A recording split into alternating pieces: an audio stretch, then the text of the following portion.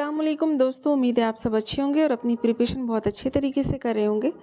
तो हम एनसीईआरटी की जो बुक है उर्दू की जान पहचान, जितनी भी बुक्स हैं हम उसकी सबसे पहले तो थियरी देख रहे थे चैप्टर्स, और उसके बाद से फिर हम पूरी बुक के एमसीक्यूज़ क्वेश्चंस जो थे वो सॉल्व कर रहे थे। स्टेट का जिन लोगों का एग्ज़ाम है अभी उन लोगों के लिए ये वीडियो बहुत ज़्यादा इम्पॉर्टेंट है। इसके अलावा बीपीएससी TR4 की जो प्रिपरेशन कर रहे हैं उनके लिए भी बहुत ज़्यादा इम्पॉर्टेंट है। तो इससे पहले हम लोगों ने 8 क्लास की जो बुक है जान पहचान हिस्सा सोम, तो उसको जो भी स्टेट के सिलेबस में जितने भी चैप्टर्स हैं उन सबको हम लोगों ने देख लिया था। अब हम जो है पूरी बुक के MCQs क्वेश्चंस देखते हैं। तो सबसे पहला क्वेश्चन जो है यहाँ पर, औरत का दर्जा किसकी नज़्म है। ये पूरा एक है औरत का दर्जा, ये नज़्म है। किसकी नज़्म है? तो अल्ताफ़ हुसैन हाली की नज़्म है। दुनिया की जीनत किसके दम से है? तो इसका आंसर है माओ, बहनों और बेटियों से है। ये नज़्म जो दी गई है उससे जो क्वेश्चंस बने हैं वो यहाँ पर है। अगला क्वेश्चन है, शायर ने औरत की कौन सी खूबी बयान की है, यानी कि औरत की कौन कौन सी खूबियाँ हैं जिनको नज़्म में शायर ने बयान किया है। तो इसका आंसर है दुनिया की जीनत है, कौमों की इज़्ज़त है, घर की शहज़ादियाँ हैं, दुख सुख में राहत है, घर भर में बरकत वगैरह। यानी कि इस नज़्म में बताया गया है कि औरत जो है वो क्या क्या है। तो इसमें है कि क्या औरत क्या है? दुनिया की जीनत है, कौमों की इज़्ज़त है, घर की शहज़ादियाँ हैं, दुख सुख में राहत है, घर भर में बरकत वगैरह जो है ये इस नज़्म में है।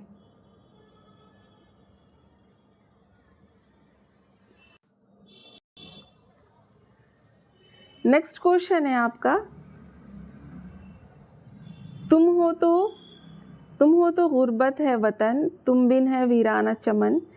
इस मिसरे का मतलब लिखिए। ये मिसरा दिया हुआ था और पूछा गया है कि इस मिसरे का मतलब क्या है। मिसरा कहते हैं जैसे कि दो मिसरे से मिलकर एक शेर बनता है, दो जो लाइनें होती है, तो इसमें से एक लाइन को एक मिसरा, दूसरे को दूसरा मिसरा कहते हैं। यानी कि दो मिसरे से मिलकर एक शेर बनता है। तो वही यहाँ पर है कि इस मिसरे का मतलब क्या है। तो इसका आंसर होगा तुम्हारे होने के बाद वतन वतन लगता है। यानी कि जब तुम वतन में रहती हो तो तुम्हारे होने से वतन वतन लगता है, और तुम्हारे नहीं रहने से चमन भी वीराना लगता है। यानी कि चमन जो है वो वतन को कहा गया है। नेक्स्ट क्वेश्चन है कि कपड़ों की दावत क्या है। ठीक है, अगला चैप्टर यहाँ से शुरू हो रहा है। तो कपड़ों की दावत क्या है? एक माखूज़ कहानी है। ये कहानी जो है ये माखूज़ है, यानी कि कहीं से अखज़ की गई है, कहीं से ली गई है। नेक्स्ट क्वेश्चन है कि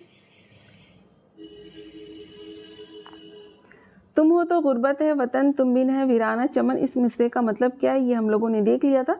ये क्वेश्चन जो है ये रिपीट हुआ है। आगे देखते हैं हम, नासिरुद्दीन कैसी ज़िंदगी गुजार रहा था। ये कपड़ों की जो दावत जो कहानी है माखूज़, उससे ये क्वेश्चन है। तो आंसर है इसका सादा ज़िंदगी गुजारता था वो।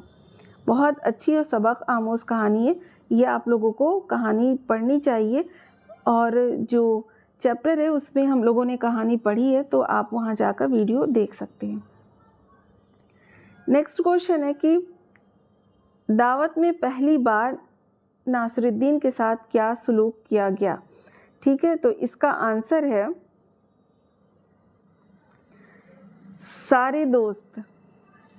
सारे दोस्त उसे नज़रअंदाज कर रहे थे। मेज़बान ने भी उसकी तरफ कोई तवज्जो न की। मेज़बान यानी कि जो वहाँ पे ज़ियाफ़त कर रहे थे, जो मेज़बानी कर रहे थे। जब खाना लगाया गया तो मेज़बान ने सबको इज़्ज़त से खाने के लिए बिठाया, लेकिन नासिरुद्दीन को ना मेज़बान ने पूछा और ना उसके दोस्तों ने। ठीक है, अगला क्वेश्चन है कि दावत में दूसरी बार नासिरुद्दीन कैसे लिबास में पहुंचा। आंसर है इसका अपना बेहतरीन लिबास निकाल कर पहना और दोबारा सौदागर के घर की तरफ रवाना हुआ। ठीक है, यानी कि पहली बार जब वो गया था तो वो नॉर्मल लिबास में गया था, जो वो डेली कपड़े पहना करता था। लेकिन जब लोगों ने उस पर तवज्जो नहीं दी, उसने देखा कि लोग उन्हीं लोगों को ज़्यादा पूछ रहे हैं जो ज़्यादा अच्छे और कपड़े पहन कर आए हैं। फिर वो दोबारा जो है वो दूसरे कपड़े जो है वो बेहतरीन लिबास पहनकर दोबारा वो रवाना हुआ था वहाँ पर। इसके बाद नेक्स्ट क्वेश्चन है आपका,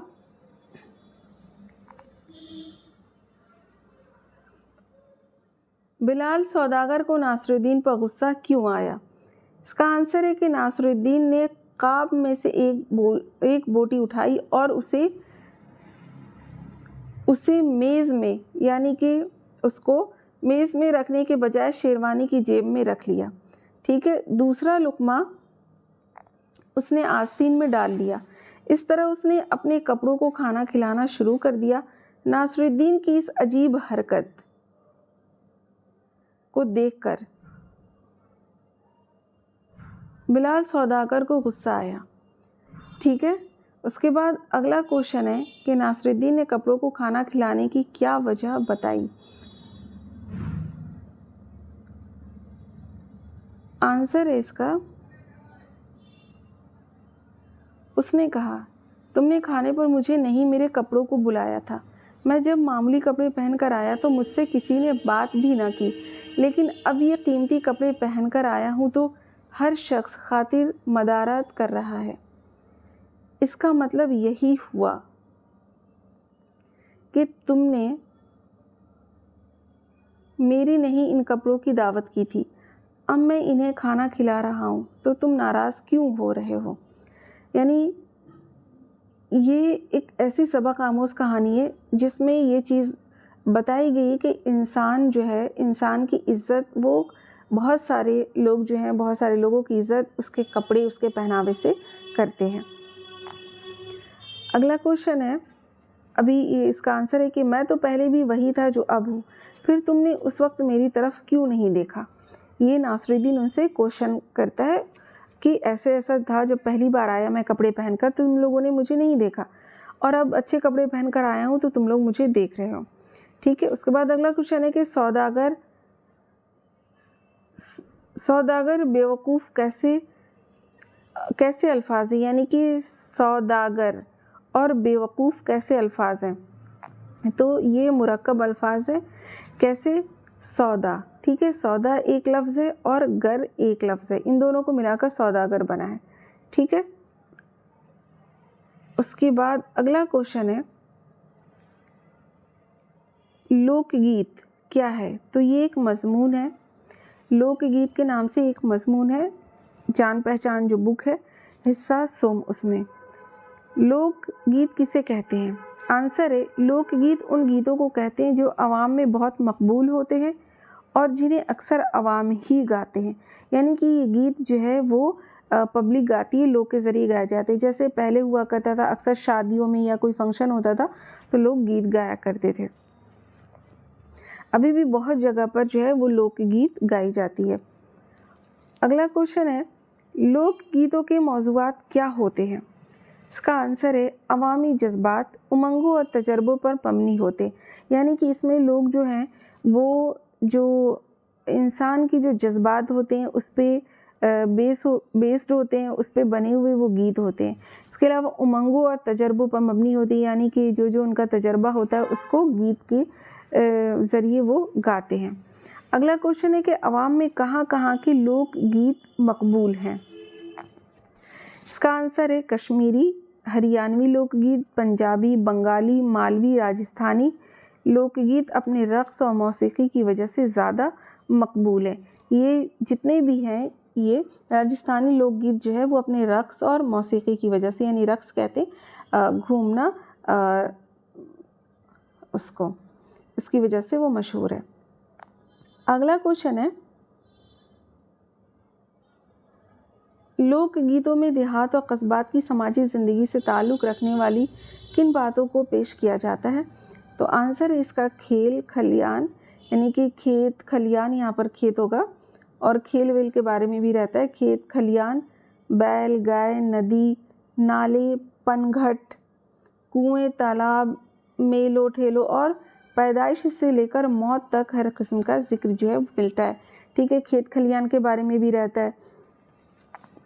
उसके बाद अगला क्वेश्चन है कि नासरुद्दीन कैसा शख्स था? ठीक है। तो गरीब और बहुत अक्लमंद था, वो नासरुद्दीन जो था वो उस चैप्टर का ये क्वेश्चन यहाँ पर है, अगर मेरे ख्याल से वो छूट गया होगा इसलिए यहाँ पर ये ऐड किया। नासरुद्दीन कैसा शख्स था? तो गरीब और बहुत अक्लमंद था, खुश मिजाज शख्स था। नासरुद्दीन किस चीज़ पर सवार होकर घर जा रहा था? तो अपने खच्चर पर सवार होकर जा रहा था, फिर उसको रास्ते में कोई मिला था। तो आगे है क्वेश्चन के नासरुद्दीन को रास्ते में कौन मिला था? तो नासरुद्दीन को रास्ते में उसका पड़ोसी मिला था। और अगला क्वेश्चन है दावत किसके घर पर थी? तो दावत जो थी वो सौदागर के घर पे थी। उसके आगे क्वेश्चन है शादी के वक्त सहेलियां और दूसरी अजीज़ रिश्तेदार औरतें कौन सा गीत गाती थी? तो गीत है काहे को बियाही बदेस, यानी कि काहे को बदेस में बियाही, या फिर बाबुल मोरा नैहर छूटो ही जाए। ठीक है, यानी कि बाबुल मेरा नैहर जो है वो छूट रहा है, छूटा जा रहा है। अगला क्वेश्चन है कि सावन के महीने में नौ ब्याहता लड़की को ससुराल की याद आती तो कौन सा गीत गाती थी? तो इसका आंसर है अम्मा मेरे बावा को भेजो जी कि सावन आया। ठीक। अगला क्वेश्चन है कि शुमाली हिंद की किस ज़बान की लोकगीत मकबूल है, यानी कि शुमाली हिंद में किस ज़बान के जो लोकगीत हैं वो ज़्यादा मकबूल हैं? तो आंसर इसका ब्रिज भाषा, अवधी, भोजपुरी के गीत अवाम में बहुत मकबूल है। अभी भी जो है वो बिहार में बहुत सारी जगहों पर शादी होती है तो वहाँ पर गीत जो है लोकगीत गाई जाती है। अगला क्वेश्चन है कि राजस्थान का मशहूर लोकगीत कौन सा है? आंसर इसका पल्लू लटके गोरी को पल्लू लटके, यानी कि पल्लू लटके गोरी को पल्लू लटके, यानी कि पल्लू लटके गोरी का पल्लू लटके। अगला क्वेश्चन है कि लोकगीत को रिवाज कैसे मिला? इसका आंसर है टेलीविज़न और फिल्मों ने लोकगीत को रिवाज दिया था। उसके बाद क्वेश्चन है कि लोकगीतों को जमा करने का सबसे ज़्यादा काम किसने किया? तो इसका आंसर है देवेंद्र सत्यार्थी। ये क्वेश्चन बहुत ज़्यादा इम्पॉर्टेंट है, इसको याद रखिएगा कि लोकगीतों को जमा करने का जो सबसे ज़्यादा काम किसने किया? तो देवेंद्र सत्यार्थी ने किया था। अगला क्वेश्चन है देवेंद्र सत्यार्थी ने लोकगीत जमा करने का बेड़ा कब उठाया और कितने लोकगीत जमा किए?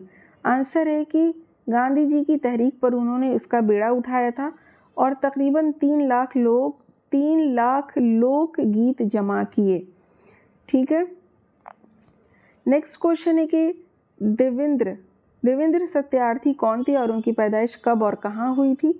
आंसर है इसका उर्दू के मशहूर अफसाना निगार थे। उनकी पैदाइश 28 मई 1908 ईस्वी को पंजाब के ज़िला सिंगरौर में हुई थी। नेक्स्ट क्वेश्चन है कि देवेंद्र सत्यार्थी की किताबें कौन सी ज़बान में छप चुकी हैं? आंसर है हिंदी, अंग्रेज़ी, पंजाबी में शाये हो चुकी है, यानी कि छप चुकी है तीनों लैंग्वेज में। कोई भी इन तीनों लैंग्वेज में पढ़ सकता है। नेक्स्ट क्वेश्चन है देवेंद्र सत्यार्थी की वजह कता कैसी थी, यानी कि वो कैसे देखने में लगते थे? तो आंसर इसका साधुओं जैसी लंबे लंबे बाल, बेतरतीबी से फैली हुई दाढ़ी और लंबा कोट उनकी पहचान थी, यानी कि वो लंबा कोट जो है वो पहना करते थे। नेक्स्ट क्वेश्चन है सब्र का फल किस शायर की नज़्म है? आंसर है मुज़फ़्फ़र हनफी। जैसे कि जो नज़्में हैं कि ये नज़्म किसकी है, नज़्मों का नाम और उन शायर का नाम ज़रूर अच्छे से याद रखिएगा।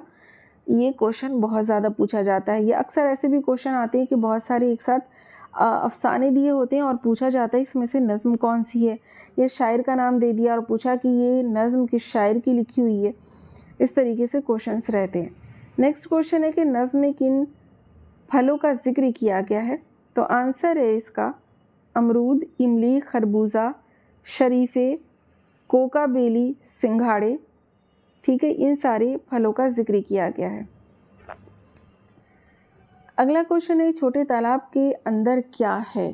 तो कोका बेली और सिंघाड़ी, यानी कि वो जो तालाब था जिसका जिक्र नज़्म में किया गया है उस तालाब के अंदर कोका बेली और सिंघाड़े जो थे वो फले हुए थे।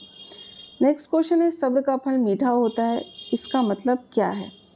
इसका आंसर है कि जो बर्दाश्त करता है बर्दाश्त का अंजाम अच्छा होता है, यानी कि सब्र का फल जो है, सब्र करने के बाद उसको उसका एक अच्छा नतीजा देखने के लिए मिलता है। नेक्स्ट क्वेश्चन है कि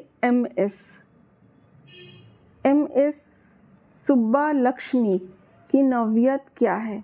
ठीक है, ये एक टॉपिक का नाम है, तो ये एक मजमून है। इस नाम से एम.एस. सुब्बालक्ष्मी के नाम से जो है जान पहचान में एक मजमून शामिल है। क्वेश्चन है कि सुब्बालक्ष्मी का जन्म कब हुआ था, तो उनके नाम से ही ये मजमून दिया गया है। तो अब है कि सुब्बालक्ष्मी का जन्म कब हुआ, तो आंसर है कि 16 सितंबर 1916 ईस्वी को जो है सुब्बालक्ष्मी की पैदाइश हुई थी और इन्हीं के नाम से मजमून है। नेक्स्ट क्वेश्चन है कि सुब्बालक्ष्मी ने कौन सी नई रिवायत कायम की थी, तो आंसर है इसका कि स्टेज पर गाने की रिवायत इन्होंने कायम की। यानी कि उससे पहले स्टेज पर गाना जो है वो लड़कियों का गाना अच्छा नहीं समझा जाता था, लेकिन इन्होंने इसकी रिवायत कायम की थी। नेक्स्ट क्वेश्चन है कि सुब्बालक्ष्मी ने किन फिल्मों में अदाकारी के जौहर दिखाए। आंसर है इसका 4 फिल्मों में। पहली फिल्म शिवा सदानम 1938 में जो फिल्म आई थी इनकी। दूसरी है शकुंतलाई, सावित्री और मीरा, ये जो है ना ये इनकी फिल्में हैं। उसके बाद अगला क्वेश्चन है सुब्बालक्ष्मी को कौन कौन से एजाज़ात से पेश किए गए या एजाज़ात से नवाजा गया, यानी कि उनको कौन कौन से अवार्ड मिले थे। तो इसका आंसर होगा कि भारत रत्न, पद्म भूषण, रमन मैग्सेसे अवार्ड और संगीत क्रांति अवार्ड्स जो है इनको मिला था। नेक्स्ट क्वेश्चन है कि सुब्बालक्ष्मी के ज़माने की दूसरी अहम गाने वाली ख़वातीन के नाम लिखिए। यानी कि इसके साथ जब इन्होंने इस रिवायत को कायम किया था उस वक्त और भी लोग जो थे वो गा रहे थे, तो वो कौन कौन थे। चैप्टर में जिनके नाम है वो है रसूलन बाई, सिद्धेश्वरी देवी, बेगम अख्तर, किश्वरी अमोनकर। एम.एस. सुब्बालक्ष्मी का नाम बहुत नुमाया है, यानी कि ये लोग भी थे लेकिन एम.एस. सुब्बालक्ष्मी का नाम इनमें सबसे ज़्यादा नुमाया है।